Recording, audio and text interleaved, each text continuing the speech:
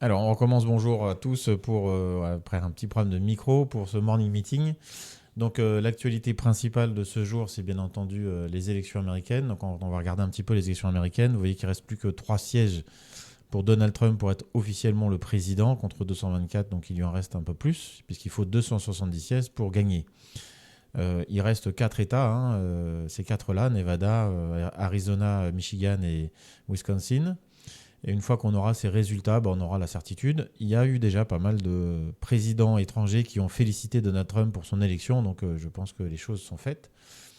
Alors ça ne va pas changer grand-chose pour nous dans notre vie de tous les jours, ça a changé des petites choses. Alors lui est pro réindustrialisation des États-Unis. Ça veut dire augmentation des frais de douane, notamment avec la Chine, ce qui va provoquer certainement une guerre sino-américaine sur tout ce qui va être les importations. Et du coup, on aura certainement, lors des G7 et des G20, pas mal de tweets de sa part, de choses comme ça. Donc on se préparera. Il faudra bien faire attention à chaque fois qu'on a un G7 ou un G20, quelques jours après, à des soubresauts de marché à cause de tweets. Donc si jamais vous voulez savoir ce qui se passe sur le marché, d'habitude on utilise Zero Hedge, là vous pourrez utiliser le compte de Trump. Sur la partie macroéconomique, donc juste pour revenir sur ça, sur la partie macroéconomique, on n'a pas grand-chose aujourd'hui. Discours de Lagarde, elle ne va rien dire de plus que ce qu'elle a déjà dit il y a 2 semaines, donc il n'y aura pas d'impact à mon sens. Donc on n'aura pas beaucoup de statistiques cet après-midi, donc de choses qui vont impacter les marchés. Sur la partie des résultats d'entreprise, on a vu qu'on aura ce soir Qualcomm en fin de journée. Elle peut jouer un tout petit rôle si on prend le S&P 500, dans les semi-conducteurs, puisqu'elle est ici, mais vous voyez que ADI qui a perdu presque 3%, et celle d'en dessous, là, moins 7%, en fait, n'a pas empêché le secteur complet de finir en positif. Donc je pense que les résultats de Qualcomm, qui représentent, je vais vous dire ça exactement, 184 milliards de dollars, c'est déjà une belle société, hein, mais ne fera pas trembler les 3000 milliards de Nvidia et autres. Sachant que Nvidia, on a une parution des résultats le 20 novembre, donc c'est pas tout de suite, hein, c'est encore dans 14 jours, donc dans 2 semaines. Voilà, donc pas beaucoup d'informations sur les résultats, ni aujourd'hui. Ceux d'hier, il n'y avait rien de spécial. Demain, on attend peut-être un peu Airbnb, et on verra, ça reste de la technologie, mais bon. Et hier, on n'avait rien de spécial qui ferait qu'aujourd'hui, cet après-midi, le marché bougerait à cause de ça. Donc ce qui va nous faire bouger le marché, ça va être les élections américaines, bien entendu. Ce qui va nous faire bouger le marché, c'est aussi la réunion de la Banque centrale américaine qui a lieu le 7, donc c'est-à-dire demain. Donc aujourd'hui, on devrait avoir un effet, je pense, positif des marchés financiers sur l'élection de Trump, parce que comme il plébiscite les entreprises américaines, le marché américain va certainement monter. Ça va tendre un petit peu les relations avec la Chine et avec d'autres pays, mais c'est comme ça, hein. De toute façon, on n'a pas d'autre choix, donc on fera avec. Et puis, deuxième élément, ce qui s'est passé, donc ce qui est normal, hein, on a une baisse de l'euro-dollar un peu violente cette nuit, de toutes les valeurs. En fait, le dollar a gagné cette nuit, puisque vous voyez que le GBP USD aussi est tombé. Donc une monnaie, pour rappel, c'est une monnaie contre une autre, c'est jamais dans les deux sens, c'est que dans un sens, 1 euro contre 1 dollar. Et ça va être euro-dollar, veut dire quoi? Ça veut dire pour 1 euro, combien est-ce que j'ai de dollars? Pour 1 euro aujourd'hui, j'ai 1,07 dollars. Hier, j'en avais 1,08, presque 0,9. Donc l'euro s'affaiblit un petit peu parce que le dollar gagne. Voilà, c'est toujours un jeu de balance entre les deux. C'est toujours un jeu de balance entre les deux monnaies. Donc on va faire une petite analyse technique rapide du dollar juste après. C'est normal que cet élément soit arrivé. Trump est pro-dollar. Maintenant, ça n'empêchera pas ni les BRICS ni la Chine d'attaquer le dollar et de continuer leur travail, hein. Donc la publication, la présidence d'une personne comme Trump peut jouer un petit peu. N'oubliez pas qu'il est élu pour 4 ans, hein. Les autres, quand je dis les autres, c'est-à-dire Xi Jinping, Poutine, et d'autres sont élus à vie, hein. Donc ça fera une grosse différence dans les relations diplomatiques. C'est quelque chose que lui aussi a très bien compris. Donc il est là pour faire un chemin de 4 ans, et ces 4 ans, il va en profiter avec son ami Elon Musk pour faire pas mal de choses ensemble, notamment sur le business. Donc sur nous, les marchés financiers, ce qui nous intéresse, c'est cette partie-là. Donc ce matin, on était à moins 0,80. Là, on est à moins 1,4. Vous voyez que ça s'agit un petit peu. Que ce soit Kamala Harris ou Donald Trump, de toutes les façons, ils avaient tous les deux besoin et envie de redynamiser les États-Unis.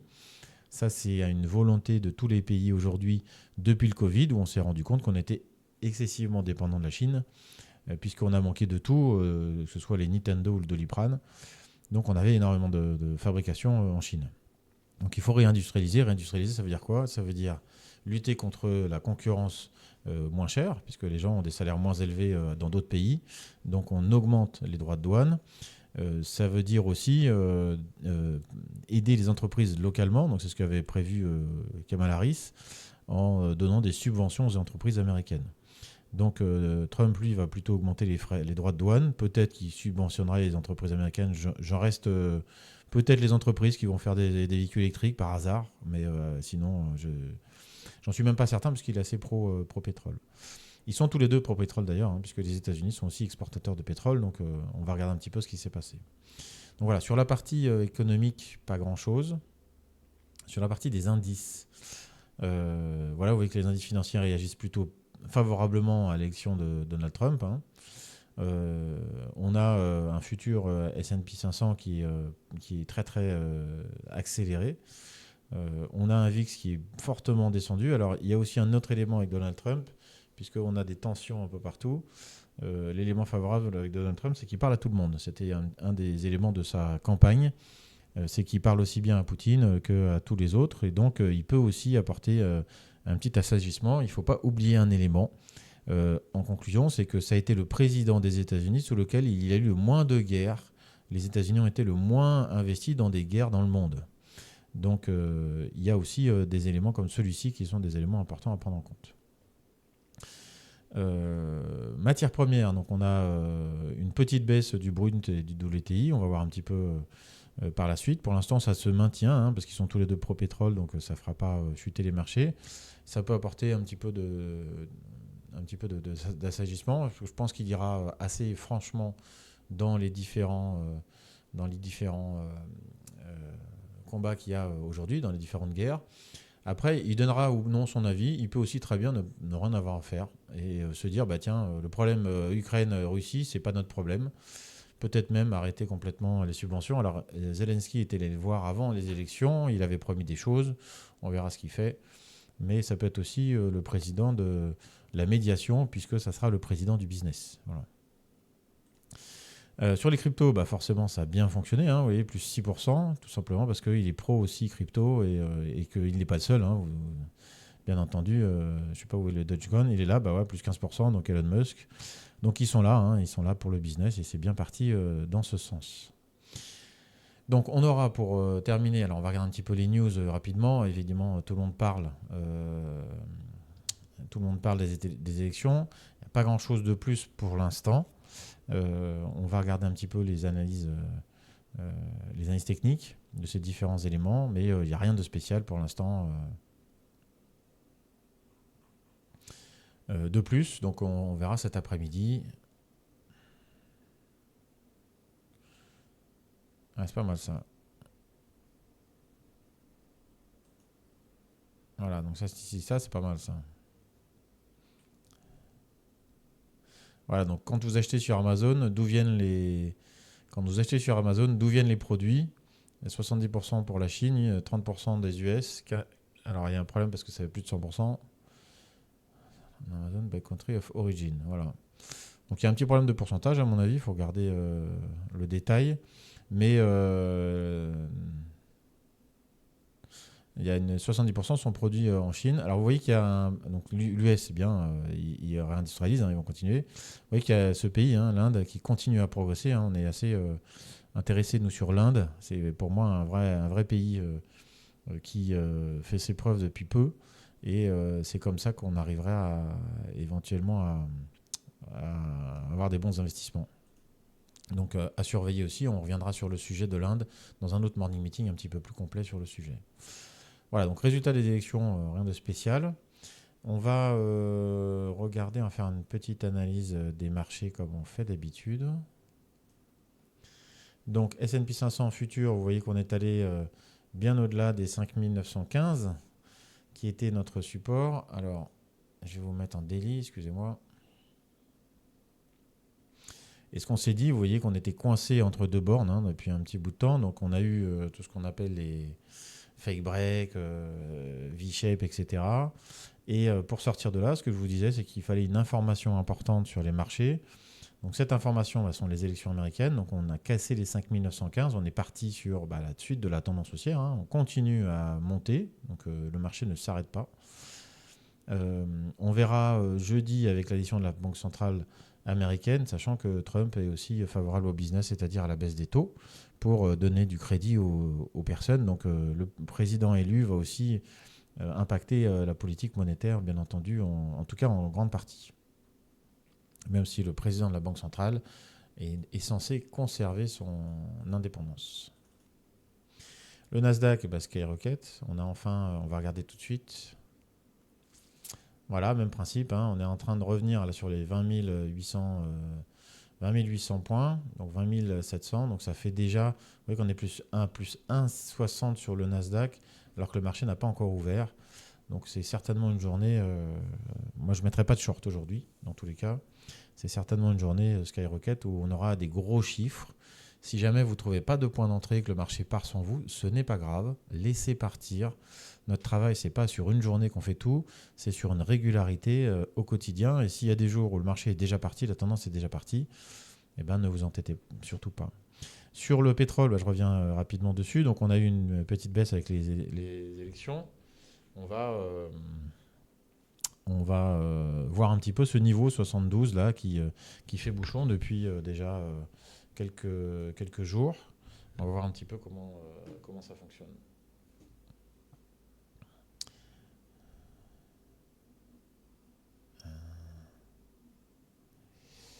Voilà, alors.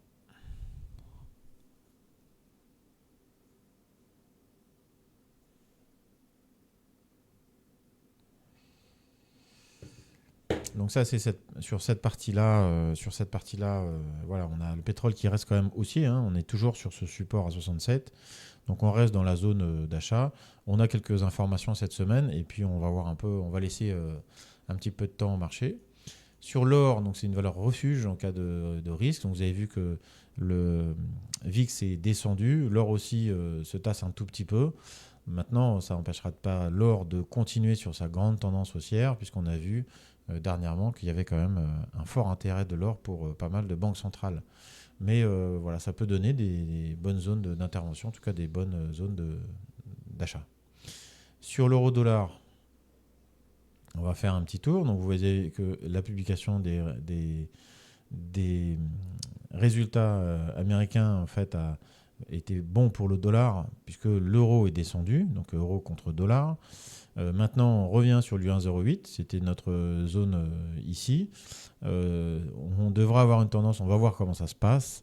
On devra avoir une tendance qui repart. Attention aussi à jeudi, la réunion de jeudi. Donc, quand on a de gros événements macroéconomiques comme ça, ne vous précipitez pas. On a un bon support ici, sinon on a un bon support un petit peu en dessous. Donc, pour moi, dans tous les cas, on reste dans une zone d'achat assez large. Donc, ce n'est pas sur du futur marché avec des gros leviers qu'il faut prendre ces positions-là, mais sur des marchés plus légers. Mais on reste sur une zone assez large. Excusez-moi. Allô ? Oui.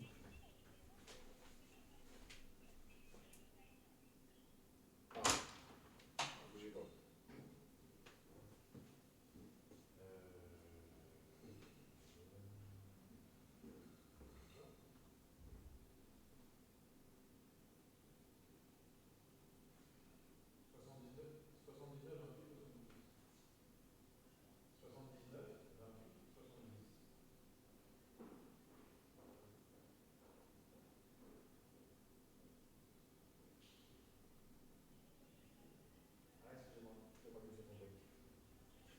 Merci.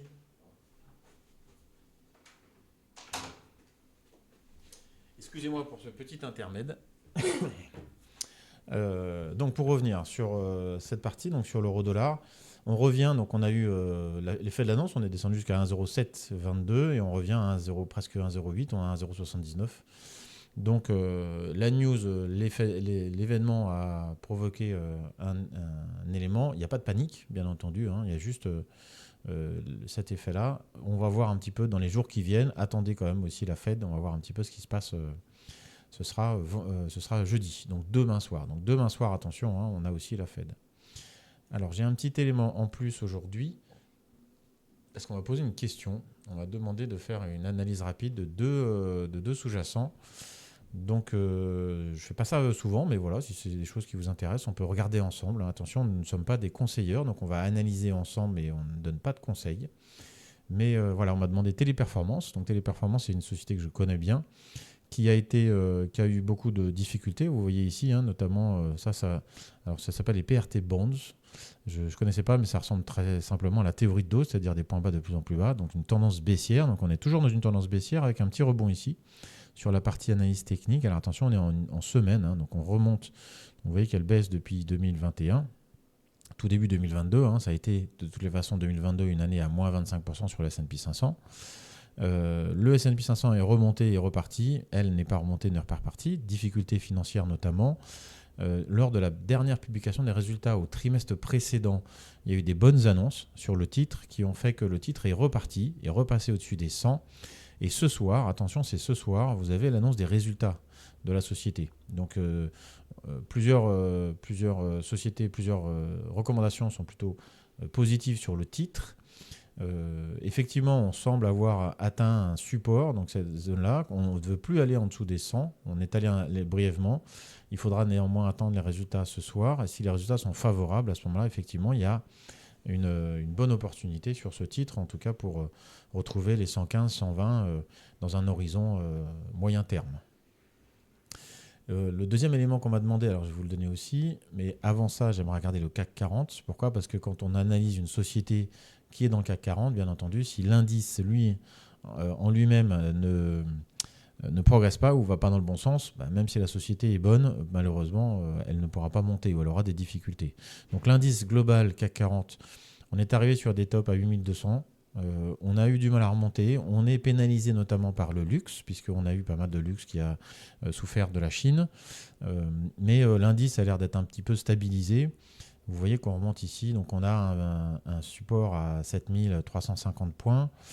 Ça remonte au début septembre. Voilà, donc depuis début septembre, ça c'était la baisse de cet été, de tous les marchés. Un petit retour. Début septembre, ça a l'air de bien se tenir.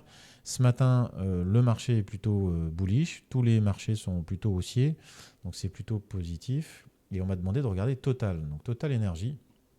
J'ai regardé, c'est une très belle société.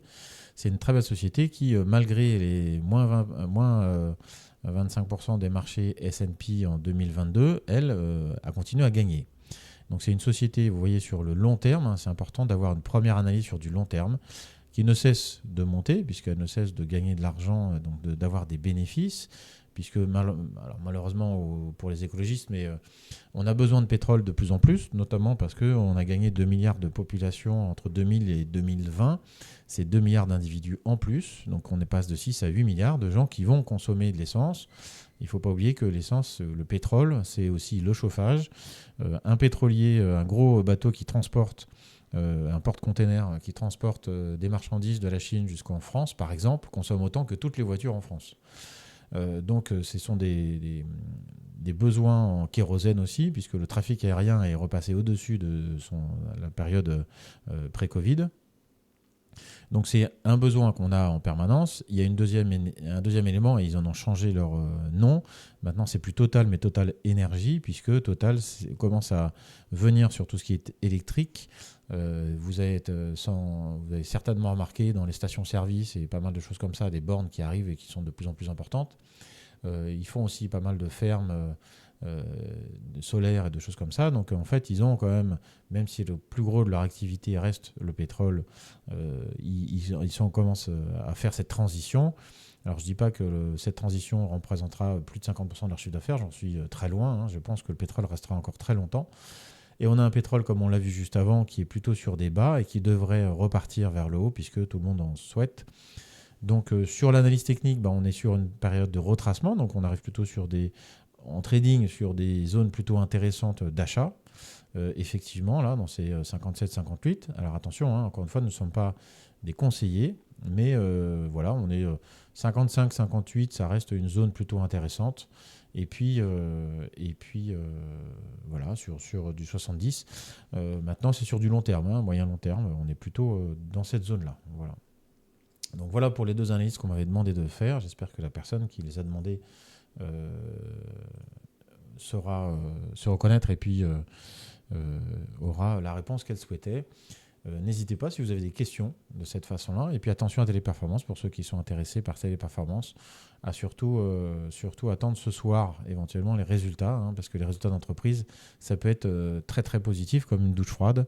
On a les deux qui arrivent, hein, donc aussi bien les publications de statistiques économiques que les résultats d'entreprise sont des choses qu'on ne joue pas. Nous, on n'est pas dedans. Maintenant, si c'est de l'investissement long terme et que vous êtes rentré dessus à 80, 90, 95, et bien effectivement, et que vous voulez la garder, voilà, c'est autre chose. Si c'est une position, par exemple, dans un PEA, voilà, vous pouvez effectivement, la conserver. Elle me semble être plutôt repartie dans le bon sens. On le saura ce soir. Elle avait un élément important aussi, c'est l'intelligence artificielle. Donc il faut qu'il se renouvelle. Téléperformance, ce sont des centres d'appel. Il ne faut pas oublier un élément, c'est qu'on avait réussi avec des services et des systèmes d'intelligence artificielle à remplacer un certain nombre de salariés. Ce qui avait été difficile pour Téléperformance, qui a commencé à prendre ce virage. Voilà pour le morning meeting. J'espère que vous passerez une bonne journée, bon trading en tout cas, dans le positif, hein, puisqu'on va refaire un dernier point rapide sur le résultat des élections. Pour l'instant, on n'a toujours pas de recomptage. On reste à 267 sur 224. Donc on continue sur cette zone-là. Donc sur la partie analyse technique pure, analyse technique pure sur le S&P 500 aussi bien que le Nasdaq. Tendance haussière bien marquée et surtout, si vous voulez rentrer dessus, attendez bien des retracements, même si le marché part, surtout, ne courez pas après, ce n'est pas grave. Il peut partir sans vous, on aura d'autres opportunités à d'autres moments.